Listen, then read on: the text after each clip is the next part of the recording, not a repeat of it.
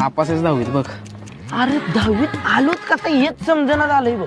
10वीचं वर्ष लय महत्वाचं आहे. अरे मग काय, यावेळी बोर्ड असतो आपल्याला. पण त्याला कोणाला तरी भेटायची लय घाई झाली की मला माहित आहे की कुणाला ती.